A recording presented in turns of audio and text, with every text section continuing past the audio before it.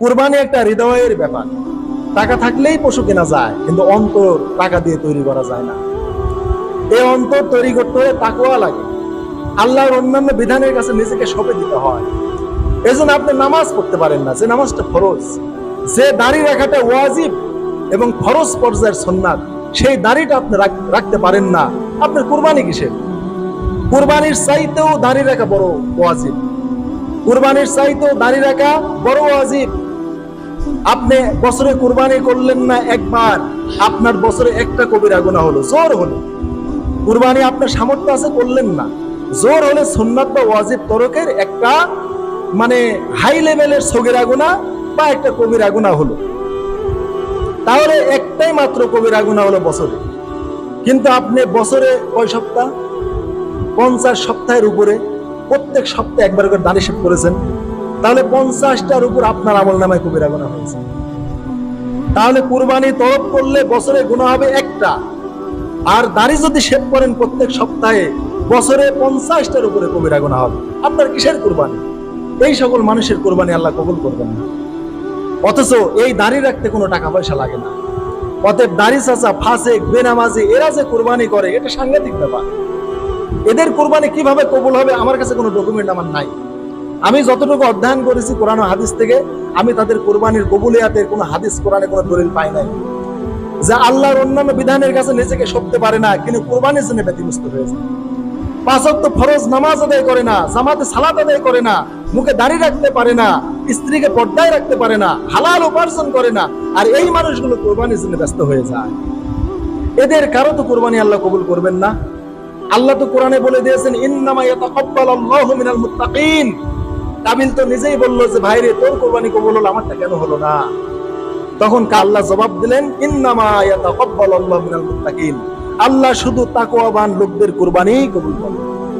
এখানে ইলমে বালাগাতের একটা নিয়ম আছে, ইলমুল মানিতে ইন্নামা, এটা হচ্ছে ওসিলাতুত তাকসিস, অর্থাৎ ইন্নামা দ্বারা মুত্তাকিনদের সাথে কুরবানিকে খাস করা হয়েছে। মানে কুরবানির কবুলিয়াতটা খাস শুধু মুত্তাকিনদের জন্য। অতএব মুত্তাকিরা যদি কুরবানি করে, এই মুত্তাকিনদের কুরবানি শুধু আল্লাহ কবুল করবেন। এছাড়া অন্য কারো কুরবানি কবুল হওয়ার কোনো বিধান আল্লাহ রাখেন নাই। এই ইন্নামা শব্দ দিয়ে আল্লাহ তাকসিস করেছেন, এই কুরবানিটাকে খাস করেছেন শুধু মুত্তাকিনদের জন্য, যে মুত্তাকিনদের কুরবানি শুধু আল্লাহ কবুল করবেন, আর কারো করবেন না। আপনি কেন কুরবানি করতে গিয়েছেন? কার হুকুম? গোস্ত খাওয়ার জন্য? এমনি হাট থেকে কিনে এনে খান। তা আপনি হাট থেকে কিনে এনে খাইলে আপনি গুনাহ থেকে তা মুক্ত থাকতে পারবেন। তা আপনার রিয়াটা হলো না, লোক দেখানো, লোক শোনানো, এইগুলো অন্তত পক্ষে হলো না। আর আপনি সমাজে দেখাচ্ছেন আমি কুরবানি করছি, লোক দেখুক, লোক শুনুক, আমার একটা কুরবানি আছে, আমি এত টাকা দিয়ে গরু কিনেছি, এত টাকা দিয়ে ছাগল কিনেছি। এই বিধানের দ্বারা বা এই আমলের দ্বারা কুরবানি করতে গিয়ে সওয়াব তো দূরের কথা, আপনার আমল নামায় গুনাহ জমা হয়েছে। অথচ এই টাকা দিয়েই যদি বাজার থেকে গোস্ত কিনে এনে যদি ফ্রিজ ভরে রাখতেন, পরিবার নিয়ে খাইতেন, আপনার কোনো গুনাহ হতো না। কিন্তু আপনি আল্লাহর অন্যান্য বিধানের কাছে আপনি নত হন না, কুরবানির টাইমে এসে কুরবানি করেন। এই লোকদের কোনো কুরবানির কোনো বিধান নাই। এজন্য আল্লাহ তাআলা এদের কুরবানি আল্লাহ কবুল করবেন না। এজন্য আল্লাহ কোরআনে যেটা বলে দিয়েছেন, ইন্না সলাতি ওয়া নুসুকি, আমার সালাত, আমার কুরবানি, আমার হজ, আমার হায়াত, আমার মউত লিল্লাহি রাব্বিল আলামিন, বিশ্বজগতের প্রতিপালক আল্লাহর জন্য। তাহলে সালাত আপনার নাই, আপনার কেন কুরবানি? আল্লাহ কোরআনের কোথাও আগে কুরবানি করতে বলেন নাই। আল্লাহ বলেছেন, ফাসল্লি লিরাব্বিকা ওয়ানহার, ফাসল্লি, তাই তুমি সালাত আদায় করো, লিরাব্বিকা, তোমার রবের জন্য, ওয়ানহার, তারপরে তুমি কুরবানি করো। আপনার সালাত নেই, আপনি জামাতে সালাত আদায় করেন না, আপনি কুরবানি করবেন কেন? অথচ আল্লাহ বলেন, ফাসল্লি লিরাব্বিকা, তোমার রবের জন্য তুমি সালাত আদায় করো। এই সালাত আদায় করাটা ফরজ, আর ওয়ানহার, কুরবানি করাটা সুন্নাত বা ওয়াজিব। তাহলে আপনার ফরজ নেই, সালাত নেই, আপনি কুরবানির জন্য ব্যস্ত হয়ে গেছেন, কোনো লাভ নেই ভাইরা। আল্লাহ তাআলা অন্যত্র বলছেন, ইন্না সলাতি ওয়া নুসুকি, নিশ্চয় আমার সালাত, আমার কুরবানি, আমার জীবন, আমার মৃত্যু সব আল্লাহর জন্য। এখানে আল্লাহ ইন্না সলাতি ওয়া নুসুকি, সালাতের পরে আল্লাহ কুরবানির কথা বলেছেন। কোথাও কুরবানির কথা আল্লাহ আগে বলেন নাই। তাই যার সালাত নেই তার কোনো কুরবানি নেই, যার সালাত নেই তার কুরবানি কবুল হবে না, যার সালাত নেই তার সাথে কুরবানি শরীক নেওয়া যাবে না। এটা একবার আল্লাহ তাআলা সম্পূর্ণ আল্লাহ নিষেধ করে দিয়েছেন। বেনামাজির কোনো কুরবানি আল্লাহ কবুল করবেন না। এই জন্য আমাদের আব্দুল্লাহ জাহাঙ্গীর স্যার বলেন যে বেনামাজি কুরবানি করে এটা হচ্ছে ন্যাংটা লোক পাগড়ি পরার মতো। আমি মাওলানা আব্দুল কাহার, আমার মাথায় অনেক মাশাআল্লাহ একটা ভালো বড় পাগড়ি পরা আছে, কিন্তু পাগড়ি পরাটা কি সুন্নাত, পাগড়ি পরা সুন্নাত, কিন্তু আমার নাভির থেকে হাঁটু পর্যন্ত কাপড় রাখা ফরজ। এখন আমি অনেক বড় মাপের হুজুর, বড় আলেম, অনেক বড় পাগড়িধারী, আমার হাঁটুর থেকে কোমর থেকে শুরু করে হাঁটু পর্যন্ত ফরজ সতর নেই, মানে আমার লুঙ্গি নেই বা আমার পরনে পায়জামা নেই, আমার দেহ উলঙ্গ, কিন্তু আমি মাথায় পাগড়ি পরে পথ চলছি। আপনি কি বলবেন? আমাকে বলবেন যে মাশাআল্লাহ আমাদের আব্দুল কাহার হুজুর মাশাআল্লাহ পাগড়ি ছাড়ে না, পাগড়ি মাথার থেকে খুলে না। কিন্তু আপনি তো আমার নিচে তাকালেন না যে আব্দুল কাহার সাহেবের পরনে লুঙ্গি আছে কিনা।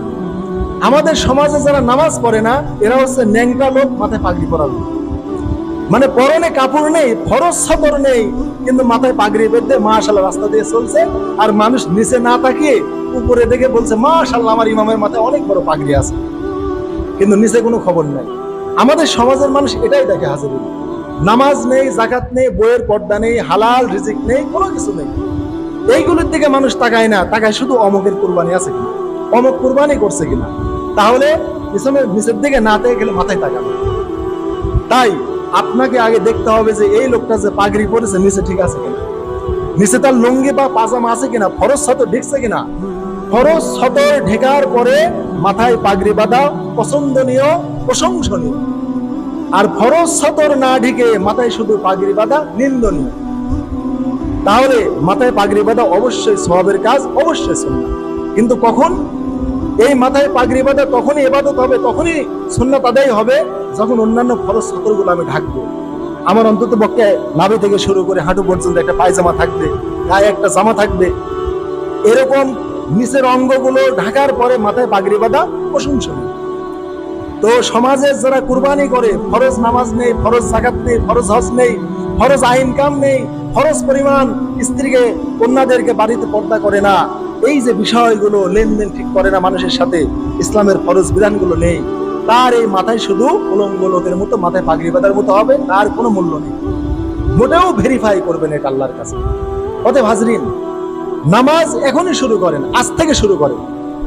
আপনি এখন থেকে, আজ থেকে, জুমার থেকে, আসর থেকে আর নামাজ বাদ দেবেন না, যদি আপনি কুরবানি কবুল করাতে চান আল্লাহর কাছে। আর যদি বলেন না আমি নামাজ না পড়ে কুরবানি করবো, করেন। আপনার কাছে, সমাজের কাছে আপনি পাগড়িধারী হুজুর হলেও আল্লাহ তাআলা দেখছেন ওর পরনে লুঙ্গি নাই। আপনি আমাকে দেখছেন যে হুজুরের মাশাআল্লাহ অনেক বড় পাগড়ি আছে, কিন্তু আল্লাহ দেখছেন যে এই হুজুরের পরনে লুঙ্গি নাই, ফরজ সতর নাই, মাথায় পাগড়ি বেঁধে ঘুরছে। আল্লাহর কাছে এটা মোটেও ভেরিফাই করে না, আপনার কাছে যদিও করে। অতএব হাজরিন, আল্লাহর কাছে যদি আপনি প্রশংসনীয় হতে চান, আপনার কুরবানিটি কবুল করাতে চান, আপনি এক ওয়াক্ত নামাজ আপনি তরক করতে পারবেন না, কারণ নামাজের বিধান আল্লাহ আগে দিয়েছে। অতএব কুরবানির টাইমে এসে শুধু কুরবানি করলেন আর কুরবানি কবুল হয়ে যাবে, এত সহজ না। এই কষ্টের টাকা দিয়ে কুরবানি করতে গিয়ে আপনি গুনাহগার হবেন। তাছাড়া ওই টাকা দিয়ে যদি হাটে গিয়ে গোশত কিনে এনে খান, সওয়াব হওয়ার সম্ভাবনা আছে। কেননা নিজের পরিবারের লোকদেরকে খানা খাওয়ানো, উত্তম খানার আয়োজন করা, এটা একটা সওয়াবের কাম।